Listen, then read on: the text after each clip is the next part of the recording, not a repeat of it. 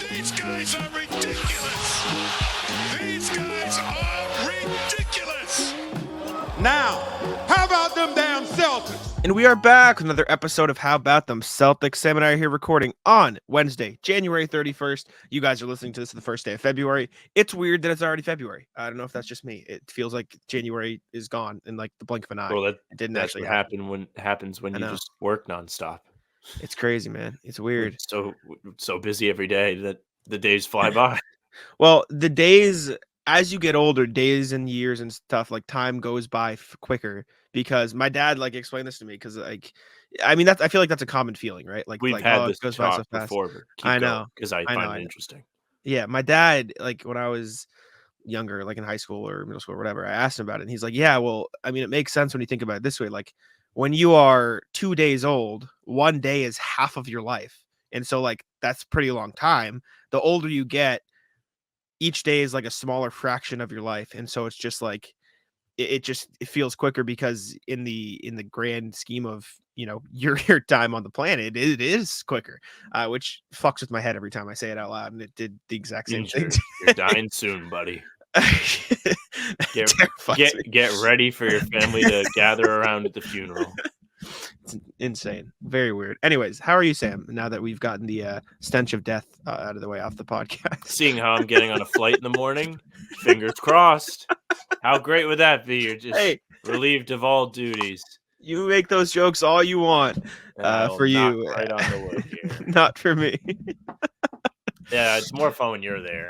No, I am like sneaky excited for my flight though, because like I don't ever have time to just sit, and I probably still won't sit because I'm doing that 2-for-1 article. And I'm like a third of or the quarter of the way done with it, so I'll probably do some work on that. But I can just watch movies if I want. Yeah, maybe watch Chucky again. Did I talk about Chucky on the podcast after I watched it? I think you did. You watched it on a plane and thought it was funny, right? I hope they have Chucky 2. That fucking doll is hilarious. Just scrambles around killing people. Sequel never better than the original, though. That's what they always say. There are sequels that are better than the original. Like what? I don't watch Spider-Man 2. Okay, I could have guessed. Sure. Okay. I don't know. I can't tell you anything past that. That's 2, right? That's like 2 and 5 seconds. I believe you. I sure. Yeah, why not? Yeah. Anyways, this is Celtics podcast. 6 sequel is a back-to-back championship. They need to get one first. Let's get to the one, and then we can start talking about sequels. We'll bring it back to this. We'll do a little throwback. Anyways, this is a Celtics podcast. Let's talk about the Celtics. Celtics have shown an interest in Rockets forward Jae'Sean Tate. I paused because I wasn't sure what position he classified as, but forward. This comes from an article, Kelly Shams Charania, and Sam Amick. Sorry, pronounced that wrong. And they wrote, alternatively, Jae'Sean Tate, who league sources is attracting interest from the likes of Boston and Phoenix, is movable. Now, for those wondering, because I'm sure the question everyone's screaming at their computer right now, does he fit in the TPE? Does he fit in the TPE? Well, the answer to your question, yes, he does. No, he doesn't. Wait, technically, see, I'm going to need to fact check this because TPE is 6.2. He makes 6.5. However, there's a thing where you can go like X amount over a TPE, like 125. You know what would be really great is if the NBA just made like hard boundaries and they're like, you can't go over this line no matter what. But like, I actually don't know. Every single like line in the NBA has like, well, you can go over like the salary cap. You can go way over. We're just going to handcuff you, but you spend all the money you want. Now, maybe don't change that now. Wait till the Celtics are done with whatever run they're going to have with this group, and then you can clap down when other teams get good. But just like the most flexible, like or forgiving salary cap restrictions all over. Unfortunately, this was far more difficult to figure out than I thought it would be. In terms of like, I wish I could have just said yes, he is, or no, he's not. I believe the answer, unfortunately, is he does not fit into the TPE. I believe the final answer is no. He cannot. I'm trying to double check with Spot Track. Asked for your final answer. I think the answer is no, because when I plug it into Fanspo, Celtics do not have available cap space or a suitable TPE to sign Tate. So I believe it's no. So they would need to cut $6.5-ish million, which could also just mean Svi, Lamar Stevens, and Delano Banton. So there is pathways for the Celtics to do it without giving up any of their it would clear roster spots. And you can bring in Tony Blake Snell Griffin or and Tony Snell and greatest rebounder of all time, Andre Drummond. So there is a pathway for Jae'Sean Tate. He does not fit in the TPE, barely. Sorry for the confusion there. But he is a fine player. He fits sort of the mold that I think, the Najee Marshall-esque mold, where he's not as good of a shooter. He's a forward, but he's only 6'4", so he's like not like big. He's averaging 4.7 points, 3.4 rebounds this year, shooting 47.6 from the field, 29.2 from three on low volume. He's a fine player. He's only, he's 28 years old. I lied. He's only been in the league for 3 years, but he's 28 snuck up already. on you, didn't it? Because I was about to say he was all rookie like 3 seasons ago, but he was an old rookie. That said, he makes 6.5 this year, but he makes $7 million next year, so he could be a potential. Okay, here's salary in a trade. It seems unlikely that they package 3 players, but at the very least, I suppose that this report could indicate that they are willing to sort of package some of those bottom of the roster guys to make a move, which is interesting in and of itself. But yeah, thoughts on Jae'Sean Tate, Sam? Any backbreaking insight here into the Rockets guy? The 3-point shot isn't really exciting, but in the past, he's been a pretty solid player, if I'm not mistaken. I think I wrote about him on like a floater piece for Fansided. Yeah, he's been a decent to bad 3-point shooter. It's not really his game, actually. His career high was 31% on 2.6 attempts per game. The last 2 seasons, he has not been very good. He has never averaged at least 1 a game, which not great. not the greatest. But his first 2 seasons in the NBA, he was averaging upwards of 11 points a game, and he's just fallen off as the team has gotten better. So when you look at things like that, it's like, does he really contribute to winning? As the Rockets have gotten better, he has played less. Is he somebody you want to gut your bench for? I don't think so. And he's fine, right? Like, this isn't like, Jae'Sean Tate's a bad player. He's just not what, like you said, that's not the guy you trade it for. That's not the guy you go all in on. So cool that they're interested. It's intriguing, I suppose, but I don't know. It makes more sense for Phoenix than it does for Boston, in my opinion, because I mean, they could just use defenders and bodies that are good at basketball at this point down there. But I don't know. I'm not a big fan of it. Next thing, Joe Mazzulla, something I wrote about for Celtics blog. The mentality that Joe Mazzulla has brought all season. Shout out Celtics blog editor extraordinaire Bill Sy, who's a legend, who sort of gave me the alley-oop on this one. I was looking for stuff to write about last night after the Pacers game. Last night as we're recording this, I should say. And he said, I think somebody should write about Joe Mazzulla. And I said, I can if you want. And he brought up the idea of the Celtics have sort of adapted the personality of their coaches, right? Like under Brad Stevens, they overachieved a lot. They were much better than people expected them to be. Brad Stevens was an on-court, tactician. He was widely regarded as one of the best coaches in the league. Ime Udoka came in. They got tougher, right? He called them out publicly. It felt like they sort of took that criticism and translated it into on-court success by ways of, thickening their skin a little bit. Now Joe Mazzulla is in town. This Celtics team has adapted that experience and overachieving that they had under Brad Stevens, the toughness and sort of ability to take criticism under Ime Udoka. What do they need now? They need the mentality. This team is good enough to compete for a championship. They have the talent. They have the players who can go out there and win playoff games at a consistent level. They need the mentality to get them there, and that's exactly what Joe Mazzulla, has brought. Like, after their win over the Rockets on January 13th, he said, we're just going to sit back and be happy after every win. That's an unhealthy relationship with success, and it's going to come back to bite us in the ass. The healthiest relationship to have with success is to understand that you can still get better, and I think that's the space we have to live in. Same time, after losses, he's like, there's nothing we can do but learn from it and move on. So he is very even-keeled. They don't get excited after wins. They don't get, depressed after losses. They're just, we are going to move on to the next game to game. Before the Pelicans game, he was talking about the Clippers game. He goes, I think humility is always good. I think a world can probably learn a little bit, a thing or two about that, because we don't lose a lot. The times that we do, we're a bit more attentive. And that's why I say winning can be a distraction. The hardest thing to do, I think, is to continue to win and have to get better as a team. You can just get comfortable, right? And again, there are lessons that you would learn, are there lessons you would learn if you would have won the game? I know it's an unpopular thing to say, where like sometimes if you win a game you don't think you deserve to win, takes away from the lesson that you need to learn. And sometimes you lose a game that you think you deserve to win. So the other day, referring to the Clippers loss, he said, it's all just about taking in the information and applying it to the next game. And then the quote that probably gives Sam a hernia after the Pelicans game where they were down by 17 and came back to win. He goes, I hope a game like that happens 10, 12 more times so we can get rid of the entitlement that we're supposed to always be winning. So I hope we blow leads. I hope all that happens. I really do. I think that's that's what I think. I think it's just like at times we're supposed to be winning all the time, and that's just not the case. So we have to stay the course, and that's the key. I hope we get 10 more games like that. I don't want to be in position where everything goes our way. And so whatever we have to go through, it's important for us. And I think the endurance is a physical and mental endurance, and you have to learn how to win games all the time, and you can't take that for granted. And it's just a very like all season he's talked about the on-court stuff, and obviously that's important. Like you look at the 2-1-2 zone defense, the emphasis on post-ups, right? The changes in the offensive game, and just overall, like he's brought new stuff to the table, but like it's been 50-50 that and 50% like we just need to have the right mindset to win these games. And I think that is exactly what this Celtics group needs at this time as they compete for a title. Did you see the thing where it was like he goes out there 80% of the time just trying to win, and then 20% of the time he's kind of fucking around to see if they can win while he's fucking around trying out stuff? No, but that's funny. I forget. I saw it on Reddit as we were like starting the show. I forget who the reporter was that put it out, but I think that was like official. So you can, claim that if you want. But yes, like we were both in the room when he was talking about the entitlement.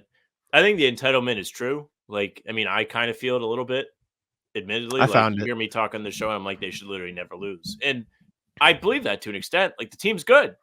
Do I think that they should win just because they show up? No.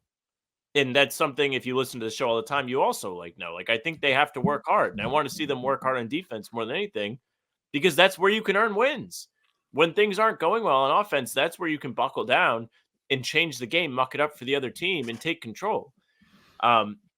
In regards to the team having the correct mindset, it's so important. And I think we have touched on this before when the Ime return was happening and people were like, we like Ime. And Ime might have been the right coach for last year's team. A lot of those guys that were here, Smart, Grant, anybody else that left that I'm missing off the top of my head? Rob. I don't think Rob really fits in this category. But Smart and Grant were a little bit more in the like hard ass. They are going to make their presence known category. And I think Udoka was great for wrangling those guys and keeping them in line and making them play the best that they can play. I think Mazzulla is the perfect guy for this group because he's preaching mindset. This is a team that has all the talent. They have all the ability. We've seen teams like this in the past fail because they just couldn't get it together in the chemistry lane. Look at the 2019 Celtics. They were supposed to steamroll everybody. You had the weird Kyrie said he's going to stay. Then he left. Hayward trying to recover from his injury and trying to get back in the lineup. Isn't really sure what his role is. Tatum and Brown coming off a massive Eastern Conference Finals run where they feel like they've earned more respect. Also Rozier too in that group. And they should be having more responsibility within the offense. And Horford, who's also on a contract year. And they fall apart because they just can't gel. Mazzulla being the glue guy and really forcing his players to come together and stay focused on the ultimate goal rather than getting too caught up on the day-to-day is super important. Yes, he always talks about they want to get better game to game. But this is not a team that's going to dwell if they lose. You saw them lose the Clippers game. They came out a bit slow against the Pelicans, and they said that's enough. They played pretty well against the Pacers. When things started going the other way, when the Pacers got themselves back in the game, they didn't panic. And I feel like we see less panic in this team, and that's credit to Joe. The NFL season is wrapping up, and there's still time to get in on the action with FanDuel, America's #1 sportsbook. Right now, new customers get $150 in bonus bets, guaranteed when you place a $5 bet. That's $150 in bonus bets, win or lose. Now, the app is so easy to use, and there are so many different ways to bet, like live same-game parlays, find bets in the new Explore tab, make a parlay in the Parlay Hub, the best way to find popular parlays, and more. So visit FanDuel.com/Boston and make your first bet a layup. FanDuel, official partner of the NFL. agree. A quote from Porzingis. He said, "We all understand what our goal is, but we don't want to only have that in our minds." As Coach said yesterday, we have to live that lifestyle. We have to live the life day to day. We have to put in the work, and in the end, if we put in the work, we'll achieve the results. But it has to be a daily focus, not always keeping only the big goal in our minds. We're keeping that in mind. And then Porzingis also said, I think Joe is very smart, very mindset driven. He knows how important the mindset and mentality is. That's just who he is. He does jujitsu. He plays chess. He's always trying to evolve as a coach and as a person. He transmits that to us. He's a young coach, but I think he's very smart. The first quote I read was October 3rd. The last one was last night. This has been the entire season since training camp of Joe saying win day to day, like consistently preaching mindset. And I think it has completely changed the outlook of this team. Drew Holiday after the Pacers win. What did they say sports is? 10% physical, 90% mental. It's the end of January, beginning of February. We know that teams are going to go through lulls mentally and physically. It's kind of a stalemate. Mentally, you have to be able to come in every game and perform the way you're supposed to. Mazzulla preaches a lot of mentality, the ability to be strong mentally, because obviously down the road when things get tough, you can always rely on that. Another part of what I think has been so important to Joe and so valuable to this team is a quote he said after Derek White's slump. He was talking about the slump and how he broke out of it. He goes, I want to know if we can get to a point where we don't lose the confidence. I think we shouldn't lose the confidence. That's a result-oriented approach. I don't have confidence in myself. And I said to him after the game, I was like, why would you not? You delivered all the time. You're one of our best players. We need you to be great. And I said, I'm not taking you out of the game. I'm not yelling at you. You have nothing to worry about. And I think the quote in there that stood out to me most, that I think a lot of people were like, or one of the comments like bashed, and I want to dissect quickly. He said that's a result-oriented approach, saying like that's not what we should do. Obviously, you want the results, right? You want to win games, but what Mazzulla is saying, like, what's more valuable in these spots in the regular season are learning, even if there are mistakes. Like it's the process that matters. It's the process of getting the good shot. It's the process of making sure your efforts there on defense and executing the defensive schemes. It's the process over results. Obviously, that's a luxury the Celtics have because they're good enough to just win games on their talent. And so they can have that mindset. But that's why Joe is so good for this team. Like the comment on the article said, the problem with emphasizing process over results is that results are how you evaluate the process. That's not like you just completely missed the point of what Joe is saying by saying that. The process is if you run the offense correctly, you will get an open shot. The result is if the shot goes in, and that's just a matter of making or missing the shot. You can't coach a guy to make or miss a shot. The process of defense is making sure the effort is there and then executing it, in the correct way.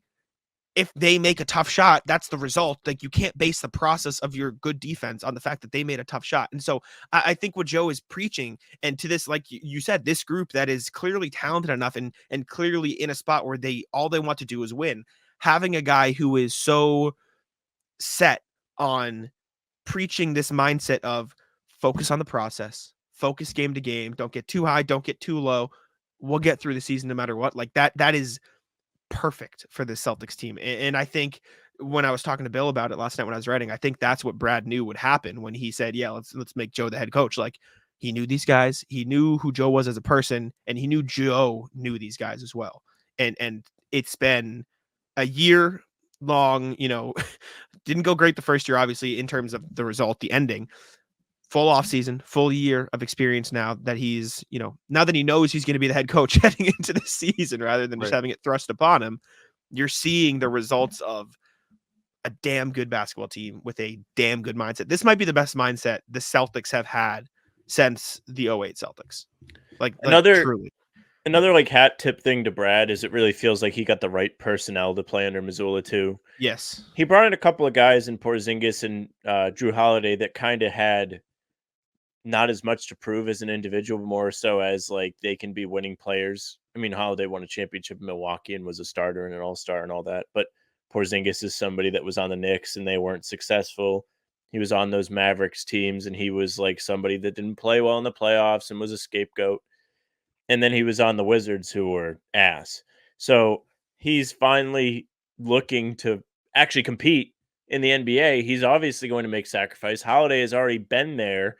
And he probably has a chip on his shoulder because of how things ended in Milwaukee. Regardless if he'll say it or not, these guys are absolutely going to buy into whatever you're trying to sell them. Playing next to two talented guys like Tatum and Brown and Horford, a great vet, they're going to be in, not to mention Derek White. Yeah. I agree. I'm it's just like reading all the quotes. It's very evident that it's mindset over everything for this team because they have the talent. And that's not to say Joe's not bringing stuff on the court. Like I said before, you got the zone, the defensive schemes, the free safety for Drew Holiday, the offensive post up stuff. Like he's bringing all that stuff. But I think at this point with this team, mindset's more important.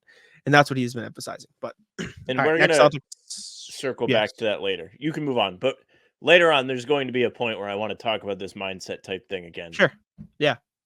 Sounds good to me. All right. Next Celtics thing we got is Malcolm Brogdon felt unappreciated in Boston. This was an article from Jason Quick of The Athletic.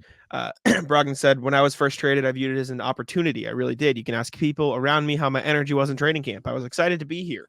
I was excited to be with a championship coach, and I was excited to go from a place where I wasn't valued to a place where I am very valued. Is that him talking about going from Boston to Portland, or is that from talking Correct. Indeed? Okay. Wow. Interesting. At times, I was there for a year, won 6 Man of the Year, and they shipped me out. Like, I didn't feel very valued there. Here, I feel valued. Portland has embraced me, and I've enjoyed being coached by Chauncey. Do you want to start, or do you want me to start? I'll start. All I right, wrote about this one today on Celtics Yeah. blog. So, a few things here. I think first and foremost, we'll go into the Joe wrinkle of this. Brogdon gave 2 little blurb quotes on feeling underappreciated. Both of them, he mentions the coach. I was excited to be with a championship coach in Chauncey Billups, who has won a title as a player, was an assistant with the Clippers, and then has coached his Blazers team. So he has never won a title as a coach. He's never even made it past the second round as a head coach. Or a coach at all. Sorry. He then goes back in the second excerpt and says, I've enjoyed being coached by Chauncey. When Brogdon left the Celtics, it was after 3 months of, is he mad that he was about to get traded? It was also after a month after-ish when Joe was like, hey, Derek White's our starter. I'm sure Brogdon wasn't thrilled about that.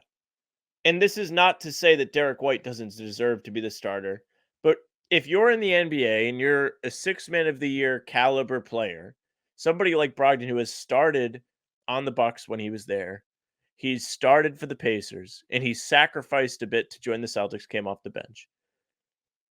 He definitely thought he was next up when Marcus left or was traded. Fast or rewind even further. After Game 7 of the Eastern Conference Finals, I think he told The Athletic that he wasn't thrilled with the offensive mindset of the team and preferred that they would prioritize defense. These are all little things that point back to Joe, and now you have him coming out and being like, yeah, like, coaching's great in Portland. Like, is it? Weren't people calling for Billups to be fired last year at some point? There were periods where stuff Yeah. like was coming up. Like, is he really that great? I don't think so. So I think number one, biggest takeaway for me is this is a shot at Joe. I suppose. I don't know. This feels very, obviously it's all hindsight because he's not on the team anymore, but like, yeah, no shit. He felt underappreciated. He got traded. Like, duh. Yeah, I mean, that's the other wrinkle. No shit. Yeah, of course. I don't know. I think all the stuff he's saying about Trailblazers is bogus. Also, like, I viewed it as an opportunity. I was excited to be here. Championship coach, wasn't valued. Too very valued. No shit. They value you. They suck. What are you like? What? Well, do they And, value like, him? This is where I was going. Like, he goes, I felt very valued, and then they traded me, buddy. They're looking to trade you too. Yes. Are you stupid? Are you like, is he blind? Like, that's the part I don't get. And first of all, I have nothing wrong with him saying this. Like, sure, like, it makes sense. You felt I undervalued. get his because they point of view traded you. for sure. I totally I just understand think it. the and Joe I don't. part's weird. Yeah, sure, but I don't think like people like it shouldn't make you dislike Brogdon. Like, if you were traded by a team, you'd feel that way too. It's fine, but like, to say like they shipped me out and I didn't feel very valued. Do you read anything? Are you looking anywhere? Like, you're one of the biggest names in trade rumors because Portland is rebuilding. Like, how is that any different from what happened? I don't know. It just feels like a very self-centered thing to not realize that like it's bigger than that. Also, I understand that as a basketball player, you always feel like you're the best option. You always fight for yourself. come on, buddy. Like have some realism here. Like, I don't know. It just, anyways, I'll let you go. Well, he doesn't suck. I think He's a fine player. in the summer, there was reason to at least say there was a discussion about who would start for the Celtics, if that's what you're talking about. Now, I'm biased. Now it's much clearer. Like Derek White has had a breakout season. He's been nothing short of excellent. Like this is nothing to do with the way he's played. But at the time, I'm biased. Like, I'm biased because I was always in on Derek White, and I was very low on Malcolm Brogdon. That's fine. So it is what it is. But here's the only thing that I will say to defend Brogdon's I feel valued. So he feels like he's a talented player. The Celtics disagreed. So, or whatever. They didn't agree enough to keep him around, right? They trade him to Portland, a team that has no use for somebody as talented as Brogdon. They just don't. Whether you're high on him or not, he really doesn't fit there. They're trying to play Scoot. He can be a mentor to Scoot, but they really want Scoot to be the focal point. Brogdon's not going to be out there trying to will them to wins. The Trailblazers valuing Brogdon is different than the Celtics valuing Brogdon, because the Trailblazers' method of valuing Brogdon is being like, you're too good to be here. Go play somewhere where you can compete. So if they're trying to trade him somewhere, it's like, he's like, yeah, respect. Thank you. Like, it's kind of what happened with the Pacers, where like, they were like, hey, like, we're going to go this direction. Do you want to go play for Toronto? Do you want to go play for Boston? Like, if you're Brogdon, like, oh, wow, like, they value me. They don't want me to rot away here. They think I'm worth more than this. So thank you. So I can see that. Sure. Yeah. And I think Jeff Clark told us today in the Celtics blog Slack when I was putting this together, he was like, go look and like see what else he had to say, like when he left other teams. So when he left Milwaukee, he kind of like trashed that they wouldn't let him play point guard. Yeah. He was like, yeah, like they're playing me at shooting guard. Like, I want to play point guard. I think like that's the best position to lead from. So maybe he had a problem with Milwaukee's leadership too. And then they went and won a title after he left. But it's not like the first time he's come out and been like, yeah, like this team that I'm not on anymore. Didn't love it. Yeah. I mean, I don't know. It makes sense, I guess, if you dislike the team, you know, after you trade it. Where do you think he ends up? Do you think he's on Portland by the time the trade deadline comes and goes? Or do you think there's a landing spot for him? I mean, I haven't been reading a ton of the rumors, but nothing that we've heard seems to have stuck. He makes what, $20 million. So the Knicks could trade Fournier and then other assets to lure that. I would really like Orlando. I think that'd be sick. Orlando could be a place, and he could actually play there. Like he could have a bigger role. They could trade Fultz or some other filler deal and then give them assets. Oh, it's gonna be Philly, isn't it? It's gonna be Philly. I mean, they have those assets. Yeah, they could be Philly. He's going to end up playing the Celtics in a series, and he's going to miss all the layups in the world, and everyone's going to. I mean, all the teams that we mentioned are Eastern Conference teams, so it's like, yeah, he's probably going to end up being around to at least get the chance to play the Celtics. Yeah, there are some in the West, but it's just less like the Lakers, the Pelicans make sense. The Jazz could use something, I guess, but Lakers are getting everyone. Of course. Anyways, yeah. So Malcolm Brogdon had that to say about the Celtics. Anyways, next thing we got Jayson Tatum is second in the NBA in jersey sales. This is gonna be quick, but he finished second. I mean, there's not much else to say past that. He was ahead of guys like LeBron and Giannis, which I was kind of surprised about. Like Steph is the only one who's ahead of him. I don't know. Am I wrong for being surprised at that? Like that is kind of wild that he sold more jerseys this season than LeBron and Giannis and Wemby and Luka. Like that. Am I like that's nuts? You know what the best part of him selling more than LeBron is? LeBron keeps changing his fucking number. So people have to keep buying his uniform.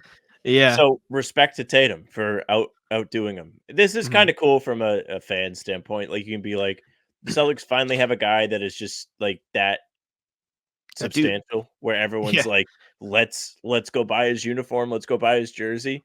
Like, who was the last guy you think was like that for the Celtics? Garnett, maybe. I guess, but even that, I feel Kyrie was at the top of these. I think Tatum is more popular nationally than any Celtic since Larry. You know what my favorite of this is Maxey being higher than Embiid. Yeah. Well, I feel like part of that is, I think what you said, like LeBron is there because he keeps changing number. Like everyone probably already had an Embiid jersey, and Maxey is just bursting out the season, so they're probably getting Maxey jerseys. But this is crazy. I will say my friends are big Tatum haters for whatever reason. Respect. No, They text me. They goes, I hate how they're upping Jayson Tatum for being second in jersey sales. Who reps being second, not first? I said, shut the fuck up. You guys are losers. You fucking what a bum. Fuck you, Mike. All right, that was it though. He's second in jersey sales. We can move on to the email and see what y'all had to say. But first, let's give away some popcorn. We Reminder: start saying this at the beginning at of the the start. Show. I know. Comment what's popping on the video for a chance to win a $10 Incognito gift card. We're going to start saying at the start once we remember. But until then, you have a good chance to win if you do comment because there's only 2 entries today. Did you put the guy from Twitter? No, was there a guy on Twitter? Remember the guy that was like, "What's popping our assholes?" After the Clippers got done with us? I did. I didn't last time. I didn't. Was Just he put wanted Twitter to... guy? Okay. Did he want to be entered? Please said it. Sure. There's 3. Let's spin the wheel. See who's winning some popcorn today. Twitter guy deserves a shout just because he was funny. There you go. The other 2 entries just fell to their knees. Like they were like, "Oh man, like I have a 50-50 chance." And I was like, "No, throw this other guy in," and they lost. They're gonna hate you. Yeah. Okay. So Twitter guy, which is Colton Flat. Shout out you. Won some popcorn $10 gift card. Again, comment what's poppin', Sam. You can DM him on Twitter. Tell him to email us with the info. Get him hooked up. So thank y'all for the entries. Comment what's poppin'. Let's jump on over to the emails. It's 2 from RJ. 2 for 2. What's poppin' mid-season scouting evening, guys? I put together thoughts on where the Celtics can improve in the second half of the season and posted it to the Celtics blog. Here's the link. Let's take a quick look. We'll read the bolds and discuss. If you'd like to read RJ's full thoughts, go check it out on the fan post of Celtics blog. First one's pace. Basically saying not fast breaks, just getting into the offense quicker.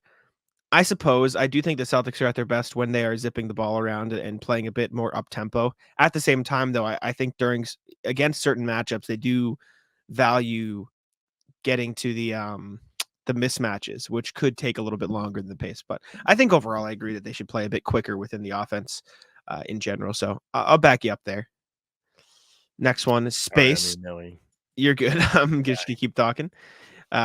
Other one is space. Celtics are good to above average passing execution team. They're not great passing. Wait, they're not a great passing execution team. I see. Apart from Porzingis and Al Horford, most of the Celtics are looking for a wide open pass because they don't read the defense early enough in order to execute. I see it. I see what you're saying. I think they've been pretty good this year overall at passing. Maybe not as great as you would like them to be, as your paragraph says, but I think they've been pretty good at spacing the floor. There have been some lapses where they crumble or collapse too much into their offensive spacing, but I think they've been pretty good overall this year at that. Let's see. Closer isn't always better. None of the Celtics big men are quick off the floor on offense, but all of them seem to get within 2 feet of the rim and think they can jump right through traffic to make contested shots. KP can get away with it because of his extra height. Luke and Nemi not so much. I'd rather see them take bunny jumpers from 46 and get out muscled down low. Did you see Ada kill those 2 guys yesterday? Yeah, on the super cool dunk. Yeah. Yeah, that was pretty cool. I don't know if this is much a product of them, doing the wrong thing. I think it's just where they are on the floor. Like they're playing in the dunker spot, so that's just where they are. Maybe if you're saying like space them out a little bit further, but then that could ruin the spacing in the corner and at the wing. So I guess, but I also don't know how great Nemi is at the little turnaround hook. You know what I'm saying? Like Nemi may Luke have is the okay, worst but touch of all time. yeah, I think he needs the dunk. I think he needs to go for the dunk. Yeah, you're just gonna go all in it for him. You're like, well, if I don't dunk it, it's probably not going in, so I might as well try. Double down on your strengths. Individual bench players need to keep practicing their skills, but come game time, stick with what works. Time for in-game experimentation is over. I disagree. I'm fine with them. Shea keep shooting those threes, King. Yeah, I agree. Keep shooting threes. Sam can Yeah. keep closing out if the shot's not open. Though he has just been firing, and he's Need been Hauser to so dunk it's through good. traffic. Yeah. Shout out Pritchard. Posters. Pritchard going for the offensive rebounds more. He's great at that. I need a disagree with Pritchard this dunk. one. Yeah, I don't know. I'm dying for a Pritchard dunk. There was one where he was on a break by himself and he threw it up to O'Shea off the backboard instead. I was devastated. Can he dunk? He definitely can dunk. I think any guy in the NBA that's a guard like that can dunk. It's just like they can't dunk from far enough away where they won't get absolutely swallowed up by whoever's trying to defend them. I found a Pritchard dunk on YouTube. Don't worry about it. Yeah. Let's see. Pull it up. I want to see Pritchard. Oh dunk. yeah. Is It it was sick? Is it game? It's in a game. It's an assist Okay. from Bruno Fernando. but it is not We've sick. seen it. All right, let's. It is just boop. It's a U Yeah, dunk. that's sick. You can in Respect. fact dunk. That's relatable. They need more guys like this in the NBA because that makes you believe. Like, that gives you a reason to get out of bed every day. You're like, I can do that. When you see guys like hit crazy 30-foot threes after going behind their back and falling out of bounds, you're like, oh, well, that sucks. Or, Jalen does like a sick double clutch dunk. You're like, well, I can't do that. But Pritchard doing like the rim grazer dunk, like, thanks for representing us. We appreciate that. I disagree with this part though. I think keep trying new stuff in the regular season for now. I thought you you disagree with like Pritchard no. being like a hero for the everyman. No. Next thing, if they're sitting on your fastball, use the curve earlier in the count. Celtics have a good assortment of defensive changeups. Throw them in early in the game too. I think they've been doing this a bit more lately. You saw it in the Pacers game that they broke out the 2-1-2 zone. You saw them switch up a bunch of things in the Clippers game early on before it got out of hand. You saw them doing a lot of different defensive things, possession to possession. So I think they've gotten better at this whole curveball, fastball thing as the season's gone on. So credit to them. That's going to be exciting to see in the playoffs. For sure. To RJ's point, like we've seen the Celtics fall victim to the curveball. They end up on their knees in the batter's box, as strike three is called, to Spoelstra. And it's devastating to watch. So it'll be nice if they're able to be good enough at their little wrinkle, curveball, whatever you want to call it, to just devastate teams, devastate them, just ruin their playoff series. Agree. Last thing, bring in some fresh legs, fresh looks. Celtics have resources on their bench and in Maine who have been coached up in Celtics ways. Use the stay ready crew along with Walsh, Davison, and Peterson to give more rest. I guess, but JD's getting some rest. Yeah, JD's getting some rest on suspension. This isn't a team I worry about with rest. And the only guys I think worry about with rest are the guys you're getting rest for with Cornette and Nemi minutes in Porzingis and Horford. Like, I don't think Tatum wants to rest. I don't think Jaylen Brown wants to rest. I think they just want to play. And so I'm fine with them playing. And I know you're probably going to bring up the whole Paul George thing where like rest doesn't mean shit. So like rest does not mean shit. If you don't use it, you lose it. Like, I completely like believe in that. Your body is going to get conditioned to whatever you're asking of it. Now, I'm not saying you can't overwork yourself because you can. But if you like play like twice a week and then all of a sudden try and go out there and really get in a rhythm, it's going to take you a while. You're going to be I hadn't played in like months since before I went to the Games League. I could out of breath in the first half. I was like, I'm cooked. And I was getting into a good spot, but it's bad. Yeah. Play every day. Last email from RJ. What's popping? Hey guys, not a lot to say after the Celtics win over the Pacers. Just a question. Why can't the Celtics hold on to rebounds? That's all. Be well, RJ. We tried investigating yesterday. Yeah, I mean, we could go through all the rebound clips, but I don't think that'd take way too long. I will say part of what Mazzulla says I think is true, and Porzingis talked about it too. They said like they make you look really bad because the play style they roll with makes it so they get a lot of offensive rebounds. And Mazzulla was like, yeah, I think he hadn't watched the second half ones, but he goes, of the 10 we gave up in the first half, he was like, I think 4 of them were effort and the rest were like the way they play and other things. And so I think that was the reason it felt like it was an outlier because the Celtics have been better is because it was an outlier. And I'm not worried about it. It was just like, what the fuck for that? That was the Joe Mazzulla challenge of the day was don't grab any rebounds. That would be so funny if he just like walks up in the middle of the locker room. It's like he like takes the curtain off the whiteboard. It's like today's challenge. No rebounds. The challenge next time, no three. Imagine they just go no threes. He's doing like a YouTube vlog. It's like, you won't believe what I told my team they had to do today. And it's like the red arrow. Imagine there's just a game. Celtics just like, okay, guys, we're not shooting any fucking threes. No threes today. They're all like standing on the line on purpose.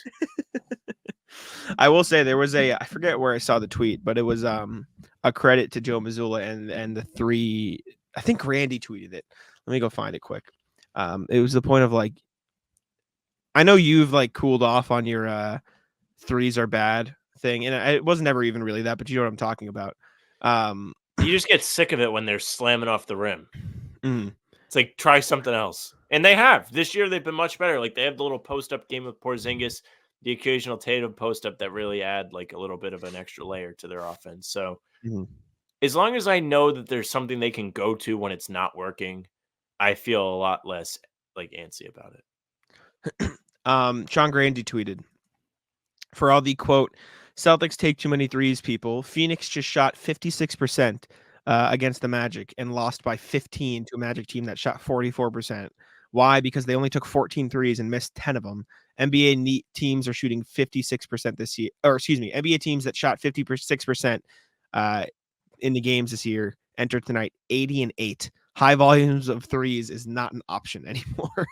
Like, it's just, you're just gonna lose if you take that many fewer threes. And we saw in the playoffs last year when Phoenix was playing Denver, they were shooting like 60% of the field and down by like 12 in the second quarter because they took no threes. Like, you're not gonna win games like that anymore. Telling you, Adam Silver, next step for your league. You only get 15 threes a game. Use them wisely. No, it's horrible, terrible. That would be fire. You can't tell me that wouldn't be. Like, you even put up in. I heard. I forget who was on the Bill Simmons podcast, but they were talking about NBA teams. You know how, like, in Major League Baseball, everybody's home stadium is different. The dimensions are different. The walls are Sure. certain. I mean, you have the monster at Fenway, the short porch at Yankee Stadium, etc. They were like, what if you got to, like, add, like, a little wrinkle to the rule book at your home games in the NBA? I'm not saying they should do this, but it was kind of funny to hear. It was like, it's like the momentum meter in Madden. Yeah, kind of. Mm-hmm. It's like, okay, like each, like you're the Suns. It's like each team gets 10 threes. Use them wisely. Suns would be nasty at home. They would never lose. Celtics are just, what would the Celtics be? They should be no one's allowed to get offensive rebounds. Sorry, it's cut out of the game. Celtics would be only threes. That's a really good question. Only threes. No, not only threes. Oh, it could be. You could only. I'm trying to think of the way to phrase this. You have to pick who's guarding who at the start of the night, and you can't change it. So, like, you have to pick who's guarding KP the whole night, and you cannot change it. You can only have one guy guard Tatum the whole game, and you can't change it. That way, like the Rockets, no, but the Celtics would also have to play by the same rules. It's fine. Fine. The Celtics like switch everything on defense. It'd be tough. Yeah, but they got better. I don't know. No, the Celtics rule is only you have to do it. Sorry, only sucks. That's tough. Only you got to deal with it. No, like a both ways rule would be like I feel like the Celtics would benefit from a shot clock being at 14 seconds. Yeah, sure. Okay. Yeah, that could work. No, but then you get in a game with the Pacers and you're fucked. Anyways, Pacers home court 10 seconds. 5. They're just having Halliburton chuck from the fucking arc. Just sprint like as fast as you can.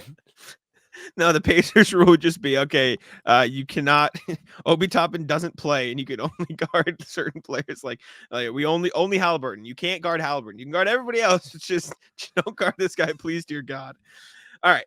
Anyways, let's jump over to the NBA section of the show. We'll check out the standings, see what's going on around the league, as we usually do. It's been a couple days, so let's see who's winning, who's losing. Nope, I don't want ESPN standings. I want Google standings, so it's easier to look at. Mickey Mouse by you not using NBA.com. I already got him up. This is easier because it says the 10 game. Well, yeah, because you don't have to write the timestamps. Whatever, I do it here. Fuck off. No, Celtics. The last time I checked it, I was exactly. Celtics won 2 in a row, 8-2 in their last 10, back to normal. I feel like 8-2 should be the standard for the Celtics. Does that sound correct? Right? I think like anything better than that's pretty good. No, I think 8-2 is like, yeah, Celtics are on pace, really good. 9-1 is like, yeah, they're on a hot stretch. 10-0 is like, fuck yeah.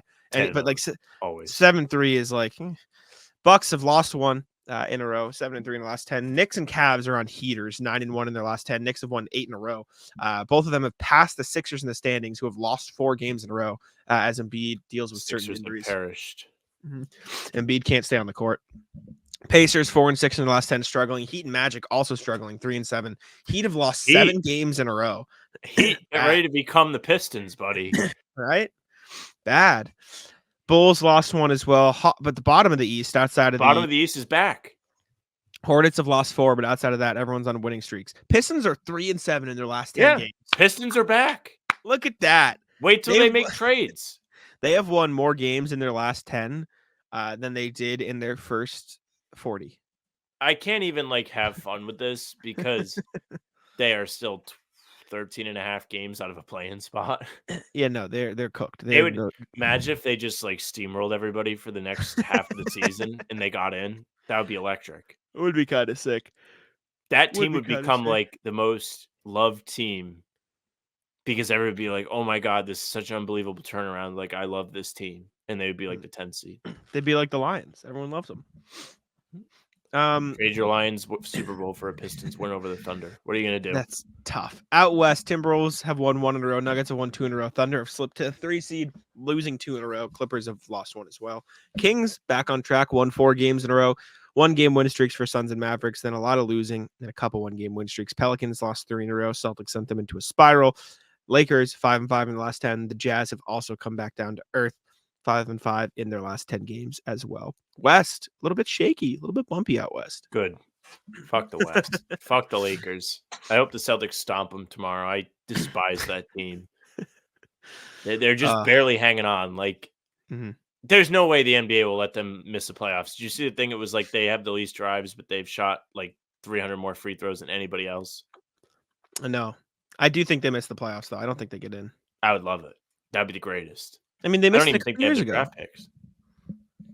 This year, that's a good question. Who are we rooting for? Who are we fans of because they have the Lakers draft picks? That's a good question. Who has it this year? I think it might be the Pelicans. Yeah, the Pelicans have the option if they can either take it this year or next year. It's a tough gamble because, like, that is a tough one. I don't anticipate the Lakers getting any better, but like they do have that. We're gonna get free guys because we're the Lakers risk of waiting on that draft pick. Well, they don't have to decide now. They can decide later. Can they wait till the lottery? I think so. I don't know what the date is, but it just says option. Yeah. Anyways, next NBA thing. Kyle Kuzma's asking price is being reported as higher than it actually is. This was from David Aldridge and let me look down here. David Aldridge and Josh Robbins of The Athletic said Wizards want 2 first-round picks, or sources have said the Wizards want 2 first-round picks in exchange for Kuzma, but sources close to the team have indicated that the reporting asking price is, quote, somewhat overblown. Aldridge and Robbins noted that the true asking price for Kuzma is probably somewhere in the middle. That's in quotes. So this isn't like huge news, but it does like, I mean, anything less than 2 first-round picks for Kuzma feels like you're getting pretty good value. Like he's a good player on a pretty fine contract. Sixers. Yeah, Sixers would actually be a really good fit for him, I think. Unironically, like from an unbiased perspective, I think Sixers would be good. I think the Cavs would be really good with Kyle Kuzma, getting another forward in there who can do some stuff and shoot the ball pretty well. I don't know what they'd give. Like you could give up like Karis LeVert. They don't have any picks though, is the issue. Utah would be fine for him. Dallas is a team I've heard. I think Dallas would be good for him. Getting another forward in there. I don't know. I just don't know where else besides that. I think Dallas is probably my favorite. The Bucks make some sense, but they don't have any assets to trade, so Bucks are it's not getting going to work. everybody now. I don't know. They're just like Dallas a weird team that's already pretty committed to salary that keeps coming up in trade talks. It's like, all right, like everybody calm down. Dallas is my favorite for them. Although Sacramento is intriguing too. Harrison Barnes, the pick, and then like whatever. Like he was Davion about to go to Sacramento when LeBron was like, "No, I want Westbrook instead." True. Honestly, that kind of worked out better for the Kings though, because then they sure did ended up getting Halliburton in a healed trade, stuff like that. Anyways, or they got Sabonis in a healed trade, but I think that trade worked out for both teams. Anyways, I like the Mavs or the Kings for Kuzma for what it's worth. Next thing we got is the Rockets are eyeing centers. Now, normally I wouldn't put something like this on here. However, it's intriguing because Robert Williams is one of the centers that they've been eyeing. And I figured that was worthwhile enough to at least bring up. This is from the same Kelly Iko article where Jae'Sean Tate was brought up. The Rockets... Sorry, you put something in it, threw me off. The Rockets league sources said are exploring center market, looking to bolster their rim protection. According to those sources, Houston is keeping tabs on Kelly Olynyk, Clint Capella, Andre Drummond, and Robert Williams, among others. So Ime might want Rob back, basically. Yeah, I saw this Athletic article, and it was like Ime is ready to compete, and Houston has been ready to make a jump. Like last June, it was coming out. They think they're on the next level. Like they're no longer in that rebuilding stage. They're in the next stage. And this is right in line with that. If they want to get better, sick. I don't know how much sense it makes to bring in another center, at least a starting capacity center next to Şengün. Rob and Capella could be used in a very similar fashion if you're Houston. But those two make the most sense to me. It doesn't make sense to bring in Drummond, and Olynyk would probably be a bench piece / he would play forward for them. I don't think he would play center. But I'm all for the Rockets getting a little bit better. 1, it's another team for the Lakers to deal with. 2, think they're kind of due to be decent again. I don't know. Maybe it's just a me thing. But next thing you got something you just put on here. Players are, I think, what is this? Is they're getting mad at the game restriction rule? yeah, Like having to play. players are officially back to crying because they actually have to play. I don't think that's what exactly this is. It literally is that. Okay, I'll give my thing too. You can see it. This is who's saying this. You can The see it long. Halliburton one is literally like, I have to play games. Poor me. No, that's not what he's Halliburton. talking I about. think it's a stupid rule. Like, plenty of guys in the league, but this is what the owners want. So as players, we have to do our job and play in 65 games if we're able to. Like, Yeah, yes, he's talking about it affecting their money. He literally got hurt this season, so he's not going to be able to get 50. He's going to lose out on $50 million because he's just happened to deal with he's an ankle losing injury this $50 year. million. Oh, because of the All NBA stuff. Because Yes, it that is affects what he's the talking contract. about. I see. But no. Philly's like legitimately crying. More so Yes. than Halliburton. Sure, yes. I understand it from Halliburton is allowed to be upset that he's going to lose on $50 million because he just happened to have an ankle injury this year. That's bullshit. Because if he was healthy all season, he would absolutely 100% be He an sure All-NBA would. player, without a doubt. And so I've seen some people on Twitter say, I think the 65 game rule is fine for MVP in those awards, but it shouldn't have to count as strictly for All-NBA for the monetary purposes, which I can understand. Like, I can buy that. Or maybe we find a different way to determine these guys' contracts that's not linked to awards that are like, because like then you get into running the thing of like do you know Zach Lowe gave up his awards ballot this year because he's like, it's too much pressure. I don't want to like deal with the thought I of can having see to that. determine how much money these guys are going to make. That seems unfair. Like, maybe let's just find a different way to determine how much money they're allowed to make that's not linked to these arbitrary things that are voted on by collective. You know what I'm saying? So, but this I feel Embiid like stuff, whatever they decide on, though, will ultimately be an arbitrary thing because it's It's- like, well, it's- do I really think Julius Randle is good enough to get a supermax? Do I think Zach LaVine is? And like, no, I don't. But then someone could be like, well, who are you to say? And I'm nobody. it's to say. Pandora's box, like putting this game requirement in, because last year was all about, availability is the best ability, and then they put it in, but then it's like, oh, what if he plays 64, then but he's the best? Like, it's got to be a mix of everything, and you have to account for stuff.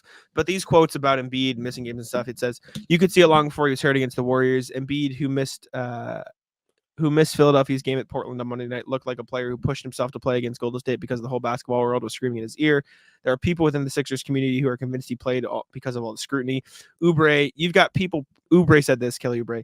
You got people pressuring him to force being great when he's 300 pounds, 7'5", who exaggerated Embiid's listed size of 7'2", 280. Like, come on, bro. He has to do what he has to do. I think this year people really understand that his whole career, he's been having to make sure his body's right. This is like NASCAR, right? If their cars ain't working, the mechanics aren't able to get the job done before the race, then what can they do? They can't race. Listen, I'll say it this. I understand that, like, yeah, no shit, Embiid's going to have to take care of his body more than other guys are. He's huge. Like, he's giant. And he's dealt with injuries his whole career. And to Embiid's credit, I don't know if he necessarily, I think he cared about MVP last year a lot because he like just wanted to do it. I don't think he should care about it as much this year. I don't think he should push himself to do it. But I do think the game requirement is like, it's got to be a thing, right? Like, if you play 50 games and win MVP, that's not fair to somebody who played 70 games and played at a similar level, especially when there are so many guys playing at that caliber or at that level this year, like Jokic, Shea, Luka, all these guys up there playing that ridiculous high level basketball and staying on the court. Like, I think that has to be factored in. I saw some people argue saying, like, just take the games requirement off of it and let people factor it in their own individual votes. But then you get into like other like issues. So That's what was happening before. Yeah, I understand what Oubre is saying about, like, I do think Embiid gets too much shit for not playing sometimes because of everything. Like, yeah, he has to stay healthy. You know what's funny is he's always there when they play Charlotte, or if they play Washington, he's going to go out there and drop 60. But they go to Denver and he has to play Jokic. All of a sudden, he's not feeling good. Can't do it. And I understand why people get mad at him for that stuff, but has not played Denver since 2019. That is crazy. That is an insane stat. But I kind of don't care. Like, stop crying. I get if it affects how much money they make, it makes a little bit more sense. You're absolutely right about that. My bad. But with these MVP awards, I kind of don't give a fuck. I don't really care about the awards. Well, I don't think, to his credit, I don't think Embiid is the one that cares. Like, he definitely cares. Oubre for crying. He cares. Maybe he cares, but he's not saying anything. Like, he's not crying about it. Do you see him in Denver? Cry about it. He'll get even more shit. Exactly. So he's not. He's just doing what he has to do. And it's like, whatever. I don't know. I don't care. Fucking, who gives a shit? He clearly cares. Otherwise, he wouldn't be going out there and playing quote unquote hurt. Now he actually got hurt because who fell on him? Kuminga fell on his knee. Tough. I don't know. Whatever. But let them say what they want to say. Let them feel what I they don't know. Sixers feeling like they got slighted because their star player actually has to play is hilarious. Like, yes, he has to play games. He's an NBA player. If you don't care about the awards, then you don't care about the awards. Make up your mind. This is what I was saying earlier when I was like, we should revisit this Mazzulla mindset thing. Because in Philly, it doesn't seem like they have that. Instead of being like, Embiid needs to get right, they're still like semi-pushing for this MVP thing. And it's a national thing too, to the to give them a break. But there is still like a lot of MVP talk around Embiid. He's having all these big scoring nights against teams that are ass, but doesn't want to play in the real games. I don't know. I don't know. I mean, if he was healthy and he meets the requirement, I think he probably should win the MVP. But if he's not, then he shouldn't. And I think that's it. Like I think that's where the argument starts and ends. That's whatever. I think it's fine. Yeah, I don't know. It is what it is. Got to play the games. Yeah. I will say this about the NBA players, and this can be the last thing. Talked about Pritchard like making me feel like I can achieve things because he did that sick dunk. NBA players starting to become very relatable. Like they hate going to work too. They hate it. Like I'm like, yeah, dude, I wish I could have a day off. And Embiid's like me too. Yeah, it is what it is. I don't know. I don't care. That's where it starts. And I don't give a fuck. Next we got Damian Lillard is talking about returning to Portland. He was talking with, let me get the thing, Aaron Fentress of the Oregonian, whatever it is. The Oregon with an I. Some newspaper in the Pacific Northwest. In Oregon. I see there being a time where I play for the Trailblazers, but it won't be right now. I play for the Bucks to accomplish what we want to accomplish. You've got to be all in on that. And I was traded, and I'm all in to try to accomplish that here. Cool, Dame. Good for you. Shut the fuck up, Dame. Friggin' forced your way out of town, cried all summer. Now you want to go back? And by the way, when's he going to go back? Is he going to go back so like they can pay the last 2 years of his terrible contract? Is that going to be his big like you're welcome to Portland? Like, yeah, you can pay me a bunch of money to sit here and play like 40 games as I'm an aging point guard that doesn't have the same burst at 37 years old. Like, if I'm the Blazers, I'd be like, all right, fuck off, dude. Like, I don't care. Like, shut up. Yeah, I don't know. Whatever. This play for your stupid team that already got their coach fired. And if I'm Bucks fans, I'm like, oh, what the fuck? What do you mean? You want to pull back? Think about leaving, buddy? Yeah, I didn't think of that. I'd be like, what the fuck? You're Brian's hat. You're Tim Robinson in the courtroom. Very weird. Just weird. Last thing we got from the NBA section, or second to last thing, sorry. Jalen Green trade? ? This was Zach Lowe of ESPN. Houston Rockets guard Jalen Green is reportedly seeing, quote, a little buzz. Zach Lowe reported that Green is a, quote, under the radar name. League executives have highlighted as potentially being made available in talks. It's also worth noting the Rockets aren't reported to be shopping Green, but there is some rumblings that he could find himself on the move if the right deal came along. My question is, who wants him? Who's trading for Jalen Green? Okay. First question. Has he signed an extension yet? No, I don't think so. Okay. No. My answer to you. I would trade for Jalen Green. If I'm a team that doesn't have much to lose, why not? He's like 21. It's not like he's 25 and sucks. He's not Jordan Poole. He has plenty of time to like figure it out. He got drafted at like 18.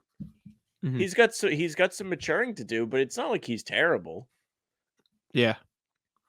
So who though? Like what team do you think should trade if for I'm the Jalen Pistons, Green, I would call. Okay. If I'm Utah, I would call. If I'm Utah. Washington, maybe not Washington. You really need him and Poole playing together. Maybe if I'm the Spurs, I would absolutely call. You kidding me? Especially you can get him with value being low. I don't think he's like the greatest player ever. Please don't mistake it for this. But if you're a team that has like really not a whole lot going, or you can afford to take a chance. If I'm Portland, I call. If I'm Memphis, I call. I don't hate it. I like Portland. I like Utah. If I'm Yeah, it just depends Orlando, on- I might call. It just depends on what the value is. Jalen Green, I'm surprised you're this high on Jalen Green. He seems like the I'm exact type not of player saying you'd I think hate. he's the greatest. I just think like he's been okay. He's clearly immature, but he's not immature in a Jordan Poole way. He's just like, I don't know. He's not there yet, but he's 21.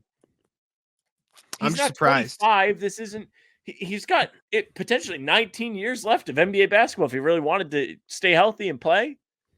If I'm Charlotte, I'm taking a call. You have nothing going for you. Take a chance. Sure.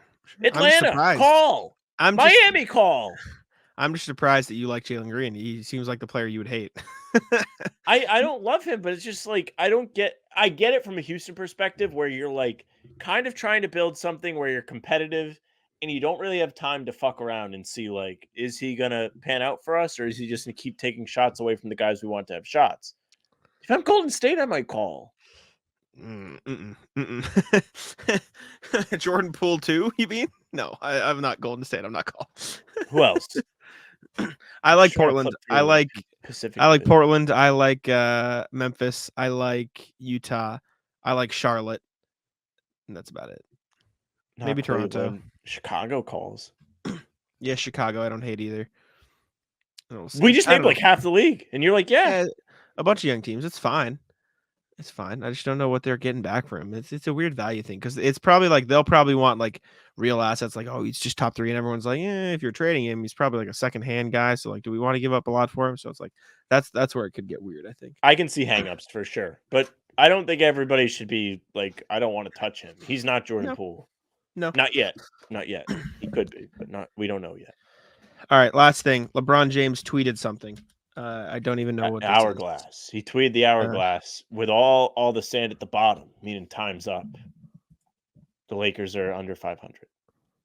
Oh, Darvin Ham get ready to learn Chinese. For someone who hates LeBron James, you care a lot about LeBron James. This is the stupidest shit I've ever seen. What the fuck is this? I saw it all over Twitter today. People were fucking talking about this. What the fuck?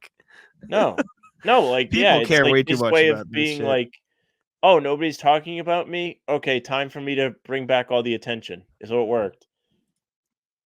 They're all mad they're losing. He probably wants the team to just make a bunch of trades so he can try and compete, and then they'll empty the bank, and then next year they'll be like, what the hell? Why are we bad? It's because you mortgaged the whole team last year.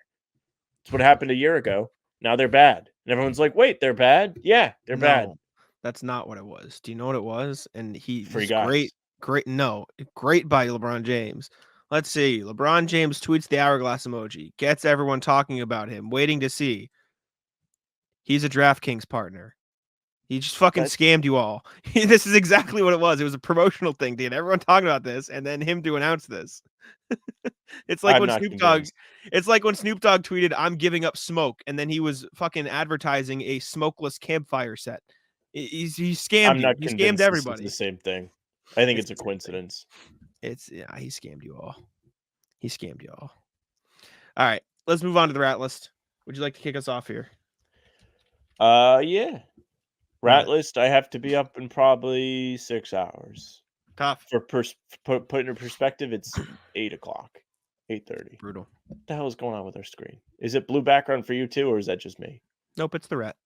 Okay. I see the overlay, but now it's green. Yeah, don't worry about it. There's the rat for you. All right, I trust you. It looks weird. Okay. Whatever. Yeah, I got to be up early. I'm going on a flight to LA. I won't be on Talking Seas tomorrow, but just traveling. I would like to be home. You just got back from New York. I would like to turn on my Xbox. I would love that. Tough. Doesn't happen. Tough for you, buddy. Brutal. Ratless Brentford. So I was watching Brentford today. For those who don't know, I'm a Brentford fan. When I get the chance to watch, it's usually too early, but I watched today because it was a later game. I also watched soccer today. Respect. Who'd you watch? Liverpool? Liverpool 4-1. So let's see. We'll probably end up getting a copyright strike, but I'm going to show it anyways, just to get my point across. You want to take the rat? I got it. So they were playing Spurs, Tottenham, who good team, right? Should probably beat Brentford. This guy, fucking Doggy, sucks. He stinks. He was fucking helping Brentford all day. Gave it up. This was the first half, right? Brentford scores with 15 minutes in the game. Tony Exciting. scores. Maupe comes in. Scrappy Gets goal. Offensive Good rebound. goal. Good goal. They fuck the Spurs for the entire rest of the first half. They play keep away. They refuse to let them in the box. They're aggressive. They're trying to get on goal again. Have some good chances. This was almost fucking sick. I screamed. This was almost fire. That would have been so awesome. This truly is like one of the most fun sports to watch. I love it. I People love it when I sleep get the on it. chance, dude. I agree. I love watching soccer when I get the chance. It's So just they bring it into slower halftime. basketball with Mhm. more people. They bring a lead into halftime, 1-0. Right? And you go, Jack, why didn't they rally? Almost scored again. The pressure's there. They have all the momentum. Go, Jack, why are you putting them on the rat list? Well, if you'd like to pay attention to the screen, if you're watching on YouTube, Spurs bring it up. This is the 47th minute, 2 minutes in the second half. Spurs get it in the box immediately. And then they just score right away. Easy work. Right? Score right away. Tie game, 1-1. Now, Talking you see shit. you see the time, 47-33. Let's fast forward to 48-14 and see what happens at 48-14, less than a minute later. That's a replay. That's a replay. Just wait. You'll see. 48-30. So a minute later. Another run. Spurs on the run again up the left side. One shot on goal. Fast goal. Roof Cooked. comes off. Yeah. Fuck. Is there more? Yeah. So that was 48. Don't worry. Okay. 49. I think this is a replay again. Yep. Replay. Yep. So 2 minutes, 2 goals. 53. So about 4 minutes later.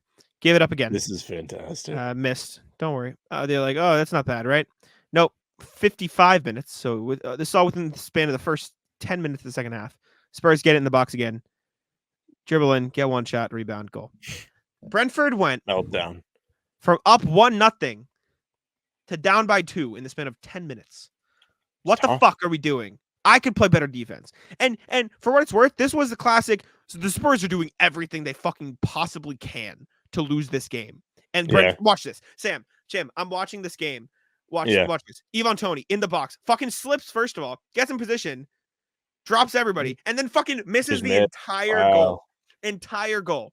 Could have brought it within 2. And then look at this guy again. Look at Doggy again. This guy sucks. Watch him. Pass it back to fucking Brentford, right? And so they get one back. Luckily, thought he was going to miss that. But then the entire rest of the game was just them feeding Brentford chances, and they couldn't fucking finish. Just Ivan Toney's chance again. Goalie beats him, right? I was so mad. Not only did this was way funnier for me because I have music on, and I don't know how I got into this little thing, but I've been listening to 50s music. So the song I was listening to had the yakety sax in it. So as they were melting down, I just had that playing in my headphones, watching them just like melt, collapse. Fucked. Speaking of soccer, though, we'll rat list energy. So if you don't know, Liverpool's manager Jurgen Klopp has been with the club since like 2015. He fucking rules. Yeah. I love him. He's been great. The team has had great success under him. They've been to 3 Champions League finals. They won one. They won the Premier League for the first time in 30 years. They've won the 2 domestic cups. And he announced that he is going to leave the club after the season because he's out of energy. Mm-hmm. Very sad. He does the fist pumps. I love the fist pumps. After the game, he hypes up the cop, runs over there. They go fucking berserk. Have you been to a Liverpool game? Would do that. Been to twice. 2 times. I need to go to a Brentford game. It's a blast. But yeah, sad to see him go. Almost teared up at the gym when I saw the news. Yeah, just that's tough. How long have you been a Liverpool fan? Since I started watching soccer. So since he's been there. Okay. See, I felt like I don't watch soccer as much as I want to, but I try to when it's on and like at a reasonable time and I don't have work to do. But I wasn't like born and raised like a fan or anything like that. And so I wanted to watch like in 2020, and I'm like, I felt like I would have felt like a dickhead picking one of the big teams. And so I picked a team like at the time Brentford had just gotten promoted. And Ivan Toney scored like 36 goals in the championship, which is like fucking insane. And so I wanted to pick a respectable team. And so I picked a team that isn't necessarily to win. However, I do feel like it's going to suck because in my mind, I realistically know there's no fucking chance Brentford ever wins the Premier League. They will probably never win. But I don't want to just like, yeah, I'll be a Man City guy. That's fucking lame. I don't want to be a Man City. I don't want to just No, jump fuck on the Man City. bandwagon. Right? I hate Man City, dude. I don't want to just jump on the Liverpool bandwagon either. Like, because they're good. I now. was I on don't it wanna before they were good. I know, that's what I'm saying. I don't want to just jump on once they're a good team. I don't want to like United, Spurs. Like, what the fuck? I mean, they've been good forever, but I jumped on when they were not good. I know, but like I wanted to pick a team that was in the back in the mix or could be in the mix, but it sucks because I know they're never gonna fucking. Speaking of like bad shit. teams winning, so this past week my girlfriend was like, if you could go give like your middle school self like one piece of advice, what would you like say? Mhm. Bet on Leicester City to win the league when they win the league that year. That is Take your literally life savings. That is literally the only reason why I'm like, you know what? Nah, fuck it. I'm still gonna be a Brentford guy till I die. Because just on that off chance, Leicester City's in the championship again, aren't they? They're gone. They're dead. They're I down. think they got relegated. Yeah. Wait, Tough. are they in League One? Hold up. Did they? No. I don't see them. They're in the championship. Oh, they're winning the championship. I'm brain. Wait. Yeah. Oh, I'm looking at the wrong season. Why the fuck did it default me to the 2020-2021 season? What are we doing? Hello? Anyway, yeah, Leicester City's winning the championship right now. Yeah, but they are down. But I know Brentford's actually really pro. Oh fuck! I didn't realize how close they were to getting demoted. No, wait! They're only 4 points ahead of 18th. Oh Jesus Christ! Jack no longer is interested in this sport. Just whips his headset across the room. Speaking of like, I've been listening to 50s music for no reason. All of these songs are the same. Like they have like the same 3 notes, and it's like the same melody, and it's just people singing different lyrics, and the lyrics are kind of weird. I don't know. It's strange. Different time. The vibes are definitely better. Like all of it's like upbeat, happy. Like it's like, oh, imagine like you get in your car that's a convertible or your horse-drawn carriage if you didn't have any money, and someone's gonna get mad at that, and you just throw on the tunes. It's probably great vibes. This isn't necessarily rat list, but rat list at this point in our podcasting life is really just us like being stupid. So you remember that Wemby commercial or the one that talked about where they like stacked ice creams on top of like each other to see how tall he was? I wonder like how tall I could get with fucking Chick-fil-A sauce. And half of the ones I have are in the fridge, so I have like double this in the house. Why do you keep ordering them? You just keep reordering. What you do is you probably reorder whatever you got the day before, and the sauces are on your order, so they just keep giving you more sauce. Yeah, but like, fuck it. Why not have the sauce? Like, let's just save them up and then like just start throwing them at people. I don't know. That's what you can throw at bad drivers. Just fucking, I open it just a little bit so I can throw it. And it just goes all over. It's like a fucking power up in Mario, except I'd probably get arrested. What else? Rat list. I don't really have much. I haven't done much. I've just been writing. Right? It's rat list. The new month. Me now having to worry about quotas again. Oh, and I'm just resetting everything. Fuck. That's ass. So rat list. I don't want to rat list the establishment because I had a good time, but I'll just tell the story. Sure. So yesterday, I don't know if I told you about this, and if you're from Rhode Island, you probably know. The Providence Place Mall has opened up a Level 99. Now, if you've not heard of Level 99, Level 99 is a like arcade type of thing, but not really. It has a bunch of like escape challenge room type things. And they have all sorts of different things. So you can see on the one that Jack has pulled up, guy's on like monkey bars. He's trying to hit a button on the wall and climb over. So there's physical challenges. There's like problem solving. There's skill based, like you throw balls to get him in a hole. Like all kinds of different things. It's an absolute blast. I love it. I will be going back. It'll be fun to go with the boys.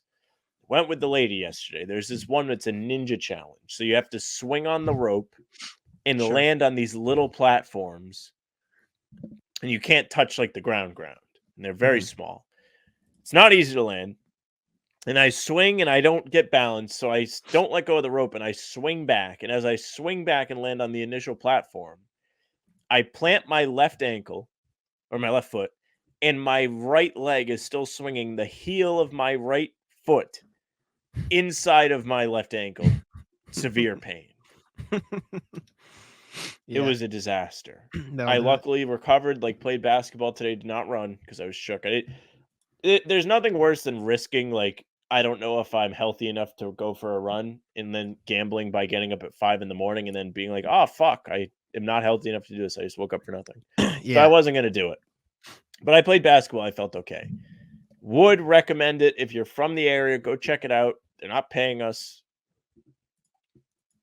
But it's fun. It's fun. It's different. Probably better than Top Golf. I haven't been to Top Golf. Can't say. But it's like Why just throw that out there then? What the fuck? because like we just got a Top Golf and now we got this. So it's like everybody's gonna go to Top Golf. Everybody's gonna do Top Golf. But now like you can go do this instead.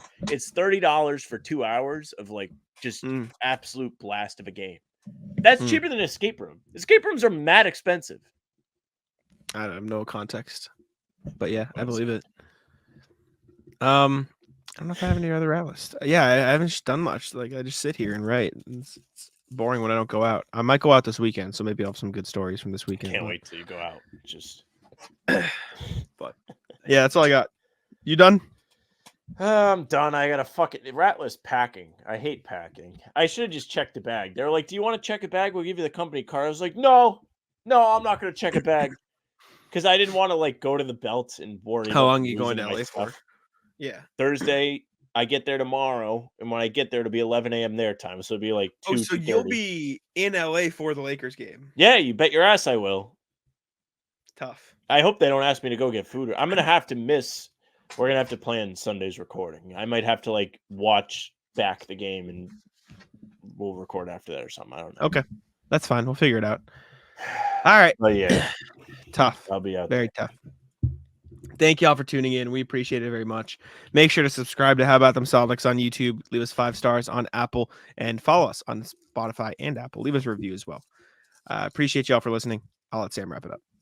Yes, thank you very much for listening or watching. If you're watching, make sure you subscribe to our YouTube channel. Hit the notification bell so you don't miss any of our daily uploads. We're doing these full-length pods Tuesday, Thursday, Sunday. You can also find us doing Talking C's. That's usually Monday, Wednesday, Friday. It's been a little off. We've been off routine. I've been traveling, and it's fucked. Anytime there's a game and we don't have a full-length pod, we will be posting a short video, a game recap, if you will. And we had one of those for the Pacers game because we weren't doing a pod. So you can always check those out. They'll be on the streaming platforms as well. And then when there's nothing, we'll do film breakdowns or rumor breakdowns or some nonsense. And we're also live a half hour before every game. So don't miss those. Those have been a lot of fun. We had a really good turnout for the Pacers game. And we've had really good chats for the last week and a half. People are back. So it's good. Like Jack said, Spotify and Apple, you can find the full pods and game recaps there. If you follow us, those will go right to your inbox. You can also leave a 5-star review. We would appreciate it very much. If you want to get in touch with us, the email is hbtcpod@gmail.com. You saw we went through, read RJ's emails today. Make sure you reach out to us. We love to hear from you. We'll read your takes, give you feedback. You see how it goes. You can also find us on socials at How About Them C's, Twitter, Instagram, and TikTok. The Facebook page is just the name of the podcast. Our pregame streams are there and on YouTube and also on Twitter. By the way, Facebook page, good growth. We gained like 50 followers this month just on Facebook. We don't even really do anything. But still follow because the streams are there. You can also find Jack on Twitter at JackSomeoneNBA. You can follow me at Sam LaFrance NBA. That's it for us. Bye. Taco, come on. Taco's having some fun here. That is bogus! These guys are ridiculous!